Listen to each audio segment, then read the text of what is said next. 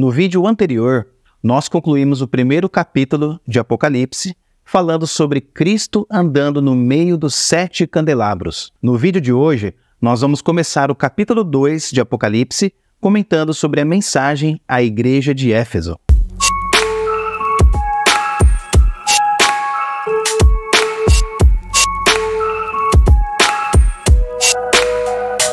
A primeira das 7 igrejas de Apocalipse é a igreja de Éfeso, e o texto diz o seguinte: escreve ao anjo da igreja de Éfeso: isto diz aquele que tem na sua destra as 7 estrelas, que anda no meio dos 7 castiçais de ouro. Conheço as tuas obras e o teu trabalho, e a tua paciência, e que não podes sofrer os maus.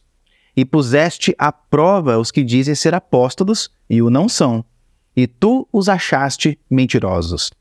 E sofreste e tens paciência, e trabalhaste pelo meu nome e não te cansaste.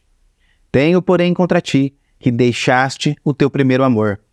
Lembra-te, pois, de onde caíste e arrepende-te e pratica as primeiras obras.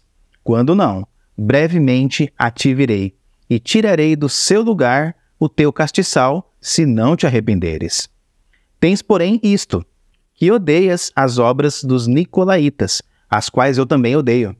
Quem tem ouvidos, ouça o que o Espírito diz às igrejas. Ao que vencer, dar-lhe-ei a comer da árvore da vida, que está no meio do paraíso de Deus. A cidade de Éfeso, na Ásia Menor, era um importante centro político, comercial e cultural. Na cidade, havia muitas atrações como arte, ciência, bruxaria e idolatria. Além disso, o templo dedicado à deusa Ártemis era uma das 7 maravilhas do mundo antigo. A cidade de Éfeso também era focada no ocultismo judaico e nas práticas mágicas, o que contribuiu para o desenvolvimento do gnosticismo, que misturava diversas crenças, incluindo até mesmo elementos cristãos. Apesar da depravação que prevalecia na cidade de Éfeso, Cristo estabeleceu a sua igreja ali mesmo, mas ele garantiu a proteção dela. Como nós lemos aqui, a igreja de Éfeso era conhecida por ser uma igreja dedicada e perseverante na fé. Ela enfrentava a oposição com pulso firme e preservava a ortodoxia doutrinária. Prova disso é que a igreja não hesitava em confrontar os falsos apóstolos e hereges, conforme Paulo tinha orientado. No ano 107 d.C., Inácio elogiou a igreja de Éfeso porque a igreja era fiel à verdade e resistia firmemente às doutrinas malignas. Nesse ponto, a igreja era digna de elogio porque ela vivia de acordo com a vontade de Deus. No entanto, apesar da firmeza doutrinária, a igreja de Éfeso foi repreendida por Cristo por ter abandonado o primeiro amor. Ou seja, ela se tornou insensível aos irmãos. Por isso, Cristo chamou a igreja ao arrependimento, fazendo com que ela se lembrasse daquela harmonia que existia lá no começo entre amor e ortodoxia. Jesus disse que se não houvesse arrependimento, ele removeria o candelabro da igreja. Mas o que isso significa? Significa que a igreja perderia a sua influência e identidade no mundo. A verdade é que o amor e a ortodoxia são inseparáveis e essenciais para evitar o julgamento de Deus. Curiosamente, Jesus utilizou um exemplo que os habitantes de Éfeso entenderiam muito bem a sua mensagem. O porto da cidade estava sendo lentamente bloqueado por areia e pedras que eram trazidas pelo rio. E isso ameaçava separar a cidade do mar. Para manter o porto da cidade funcionando, eles precisavam limpá-la constantemente. Da mesma forma, a igreja de Éfeso precisava voltar a demonstrar amor como eles faziam no início.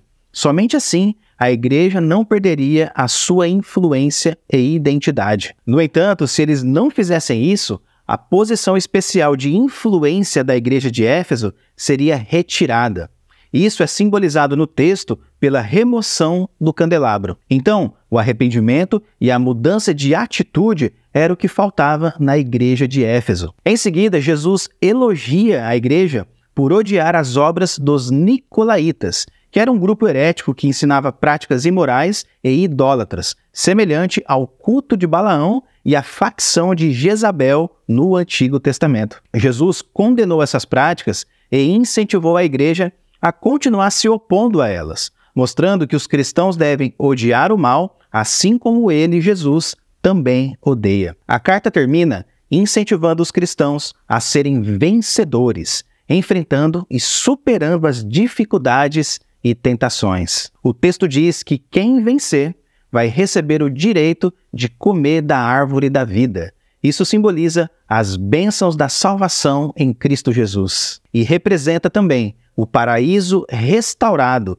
tanto na vida presente quanto na eternidade. Para finalizar, eu quero deixar 2 lições que nós aprendemos com esse texto. A primeira é que uma igreja que não ama pode perder a sua relevância nesse mundo. E aqui eu me refiro ao amor bíblico e não ao tipo de amor mundano que aceita todas as coisas. Se a igreja se lembrar do compromisso inicial que ela teve com Deus, se arrepender da falta de interesse e buscar um relacionamento mais profundo com o Senhor e com as pessoas, certamente ela vai experimentar as bênçãos de Deus de forma mais abundante. E a segunda lição é que as igrejas de hoje devem examinar o ensino bíblico e teológico dos seus líderes, para garantir que eles estejam ensinando corretamente as pessoas. Aqueles que ensinam heresias devem ser repreendidos e expulsos da função de mestres e professores. Onde não existe pureza doutrinária,